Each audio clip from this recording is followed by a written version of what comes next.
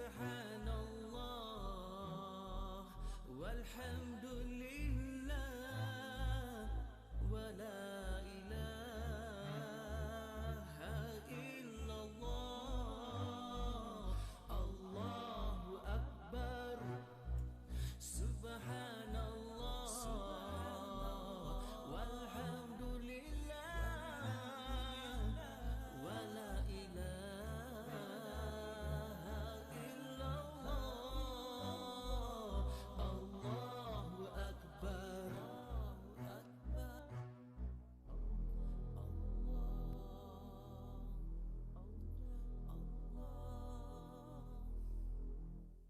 Allahu Allah, Allahu Allah, Allahu Allah, Allahu Allah, Allahu Allah, Allahu Allah, Allahu Allah.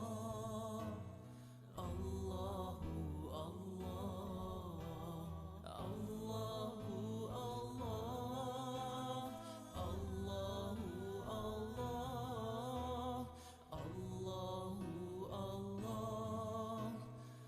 Allahu Allah. Allahu Allah, Allahu Allah, Allahu Allah, Allahu Allah, Allahu Allah, Allahu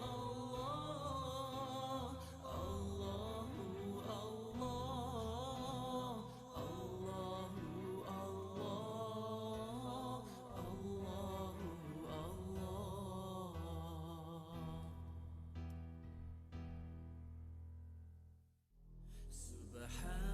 Subhanallah walhamdulillah wa la ilaha illallah. Allahu akbar.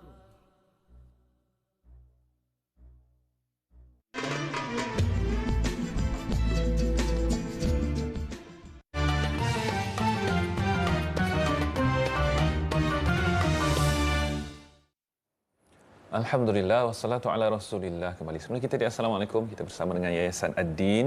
Topik kita wakaf memartabatkan pendidikan, dan bersama dengan saya di studio adalah Pegawai Penaziran Disiplin dan Kokurikulum bahagian pendidikan Yayasan Ad-Din, iaitu yang bahagia Ustaz Muhammad Dhiya Ad-Din Muhammad Zain. Masya-Allah, sedap nama. Assalamualaikum Ustaz. Waalaikumsalam warahmatullahi Ustaz Dhiya agak kita sebut panggil itu. Ustaz Dhiya. Alhamdulillah. Ustaz, sebagai permulaan mungkin ada sahabat-sahabat kita penonton nak kenal lebih lanjut tentang tahfiz Ad-Din. Yang saya tahu tadi dan saja dah tanya Ustaz dah ada 26 cawangan setakat ni. Yayasan Ad-Din, sekolah-sekolahnya, madrasahnya, subhanallah. Mungkin boleh kongsikan berkenaan dengan sistem pembelajaran di tahfiz Ad-Din ni Ustaz. Boleh. Okey, terima kasih saudara Nafal. Ya, sama Ustaz. Insya-Allah berkenaan dengan sistem pembelajaran, kita ada beberapa peringkat. Ada menengah rendah, menengah atas, STAM dan juga diploma. Jadi sistem untuk menengah rendah ni kita menggunakan sistem integrasi lah. Ada Al-Quran, ada subjek agama dan juga akademik. Jadi untuk Al-Quran ni kita tumpu. Memang untuk menengah rendah kita tumpu lebih kurang 70% kita penekanan untuk Al-Quran. Sebab ini adalah tahfiz, jadi kita tekankan Al-Quran 70%. Untuk subjek agama 30%, melibatkan lebih kurang 10 subjek teras. Fiqh, akidah, tafsir.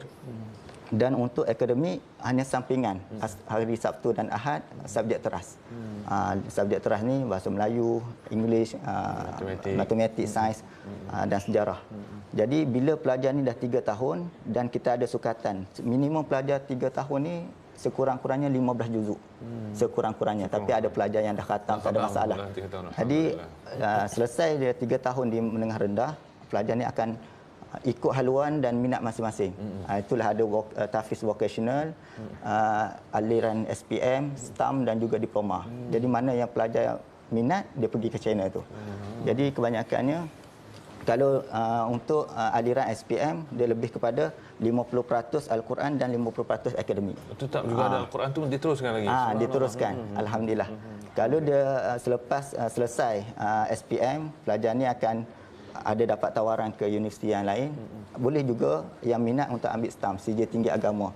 Ada satu cawangan khas yang kita kelola yang mengendalikan program STAM ni. Dan ada juga program yang mana pelajar ni dah khatam Al-Quran dan dia minat lagi mendalami ilmu Al-Quran.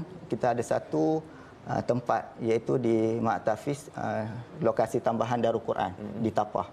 Yang ni pelajar lepasan SPM, ni di situlah dia akan ambil program diploma Al-Quran dan Qiraat. Subhanallah, dapat diploma. Iktiraf daripada Darul Quran sendiri. Belajar di tempat kami dan dikeluarkan sijil oleh Darul Quran Jakim, insya-Allah. Itu sebab sedikit sistem yang kami gunakan. Cuma di menengah rendah ni memang kita sistem pembelajaran ataupun silibus yang kita rangka sendiri. Lepas tu naik menengah atas barulah kita guna channel yang diiktiraf oleh kerajaan. Harus perdana. Harus perdana.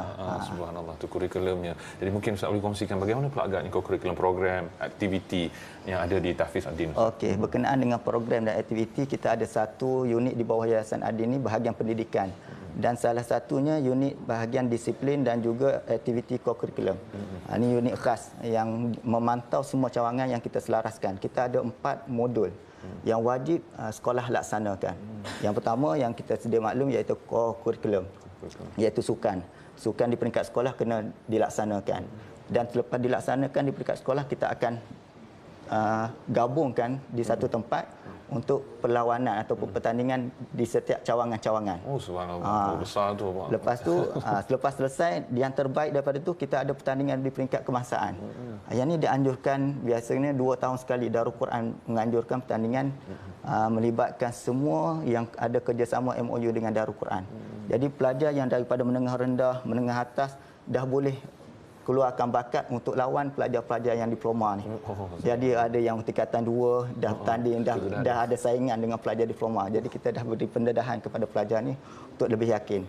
Itu yang pertama. Yang kedua, kita ada satu NGO di bawah Yayasan Ad-Din. Yayasan Ad-Din ni NGO, tapi kita tubuh satu NGO lagi, iaitu Kelab Kembara Insaniah Perak. Kelab ni kita nak melahirkan pelajar yang bermasyarakat.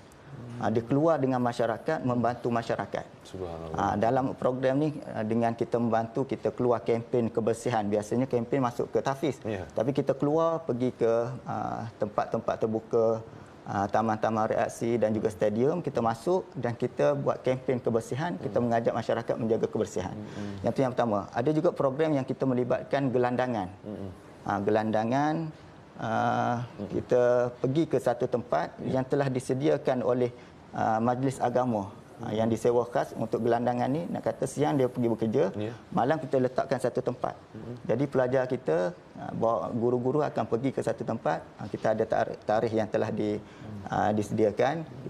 Khamis malam Jumaat, ke situlah kita praktikkan pelajar mengajar gelandangan Al-Quran, tazkirah.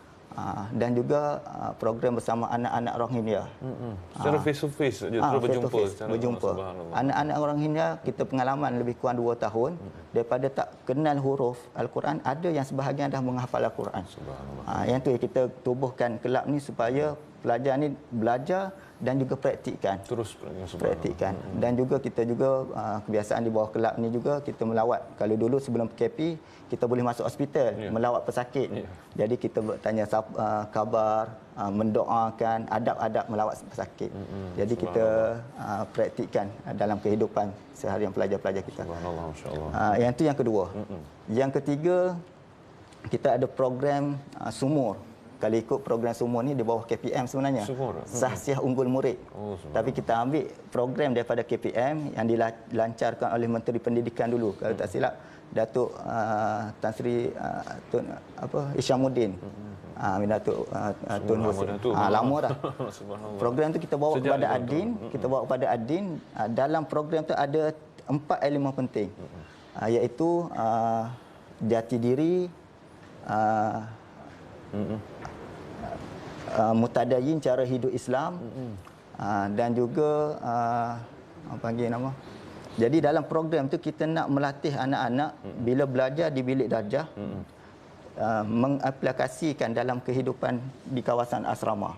Jadi cara nak menghormati, cara melayani tetamu, jadi kita praktikkan dan ini dipantau oleh satu unit khas. Memang sekolah akan buat penilaian dan akhir sekali di hujung tahun nak kata program ni 3 bulan sekali lancar satu program. Cukup setahun 4 program lancar. Jadi kita akan pilih satu pelajar yang untuk jadi model tokoh sumur. Jadi kita nak iktiraf pelajar-pelajar ni yang dapat ikut program yang kita tetapkan dan setiap benda ni kita pantau di peringkat ibu pejabat. Dan yang terakhir iaitu imam muda. Program imam muda biasa kita tahu imam muda asyraf, imam muda tapi ini program imam muda ni ada 4 juga modul dia. Yang pertama teori dan amali wuduk. Yang kedua teori dan amali solat. Yang ketiga kursus jenazah dan yang keempat kursus penyembelihan. Dalam yang saya nak tekankan iaitu kursus penyembelihan. Biasanya yang 2 modul tu adalah untuk fardu ain diri kita. Solat, cara berwuduk yang sempurna, tapi 2 program iaitu fardu kifayah. Yang untuk nak melatih dengan masyarakat. Kalau seorang satu kampung tak buat, dosa semua. Tapi kita nak. Mungkin Ustaz boleh kongsikan agaknya bagaimana penonton di luar nak daftarkan anak di sana dan adakah jalan agaknya nak berinfak untuk yayasan untuk Yayasan Ad-Din. Okey, untuk mudahkan boleh tengok di kaca TV akaun Maybank, nombor akaun 558220651260. Boleh layari di web rasmi kami juga, mahattafizadin.edu.my, insya-Allah. Agaknya bagaimana pula untuk nak daftarkan anak-anak di sana Ustaz, masya-Allah. Okey, berkenaan dengan pendaftaran, tuan-puan, ibu bapa yang dirahmati Allah, boleh layari web rasmi kami di Mahat Tafiz Ad-Din, mahattafizadin.edu.my. Tekan link dan pergi pada pautan di atas tu banyak, pergi tekan pada pautan, nama pautan, kat situ ada pendaftaran online ibu bapa. Jadi boleh buat pendaftaran ataupun boleh call ibu pejabat pun boleh di talian 0550602223. InsyaAllah ada pegawai yang akan membantu untuk memudahkan pendaftaran ibu bapa sekalian, insya-Allah. Insya-Allah. Mungkin secara ringkas yang terakhir Ustaz, secara ringkas agaknya apa harapan mungkin pesanan kepada para penonton TV Hijrah, silakan. Okey, pesanan terakhir, kami di peringkat Yayasan Ad-Din kita dah berpengalaman beroperasi lebih kurang 30 tahun. Kalau ikut ni tahun ke-30 kami beroperasi daripada 1993 sampailah sekarang 2023. Jadi alhamdulillah kepercayaan masyarakat menyumbang membantu kami. Jadi kami mengharapkan semua ibu bapa, datuk datin dapat bersama kami untuk mengangkat institusi tahfiz di Malaysia ini, khususnya di negeri Perak, insya-Allah. Insya-Allah. Terima kasih kita ucapkan kepada Pegawai Penaziran Disiplin dan Kurikulum bahagian pendidikan Yayasan Ad-Din, iaitu yang bagi Ustaz Muhammad Dhiya Ad-Din Muhammad Zain. Alhamdulillah, moga-moga Allah membantu meneruskan, menghidupkan dan melahirkan lebih ramai generasi Al-Quran, insya-Allah. Dan kita berhenti berehat. Ya, sama-sama Ustaz. Kita berhenti berehat seketika. Terus stay bersama kami. Insya-Allah. Assalamualaikum.